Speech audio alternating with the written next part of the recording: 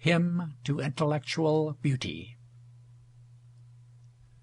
The awful shadow of some unseen power floats, though unseen, among us, visiting this various world with as inconstant wing as summer winds that creep from flower to flower, like moonbeams that behind some piny mountain shower it visits with inconstant glance each human heart and countenance, like hues and harmonies of evening, like clouds in starlight widely spread, like memory of music fled, like aught that for its grace may be dear, and yet dearer for its mystery.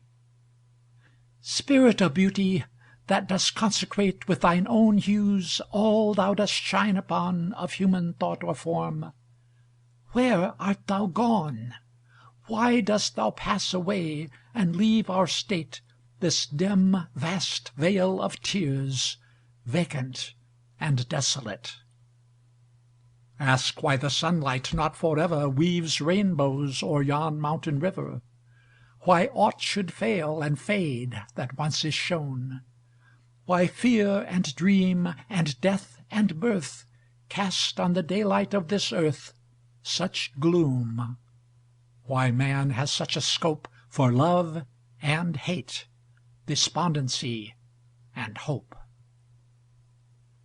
No voice from some sublimer world hath ever to sage or poet these responses given.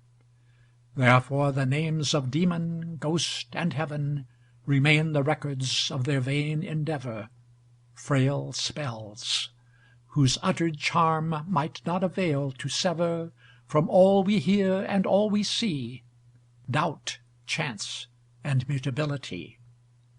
Thy light alone, like mist o'er the mountains driven, or music by the night wind sent through strings of some still instrument, or moonlight on a midnight stream, gives grace and truth to life's unquiet dream.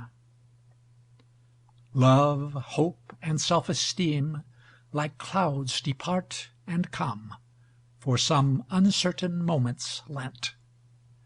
Man were immortal and omnipotent, didst thou, unknown and awful as thou art, keep with thy glorious train firm state within his heart.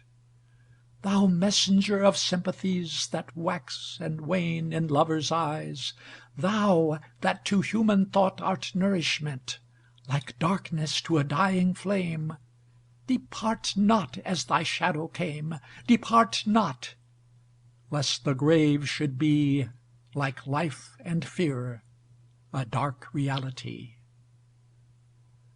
While yet a boy, I sought for ghosts, and sped through many a listening chamber, cave, and ruin, and starlight wood, with fearful steps pursuing hopes of high talk with the departed dead.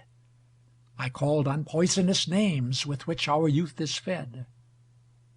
I was not heard, I saw them not.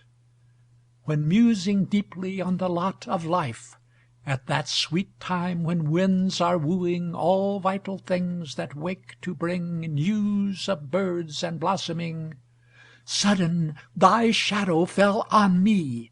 I shrieked and clasped my hands in ecstasy. I vowed that I would dedicate my powers to thee and thine. Have I not kept the vow?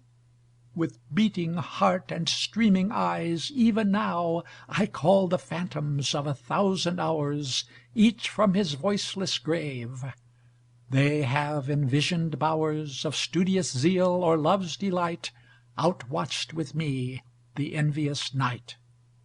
They know that never joy illumed my brow unlinked with hope that thou wouldst free this world from its dark slavery, that thou, O awful loveliness, wouldst give whate'er these words cannot express.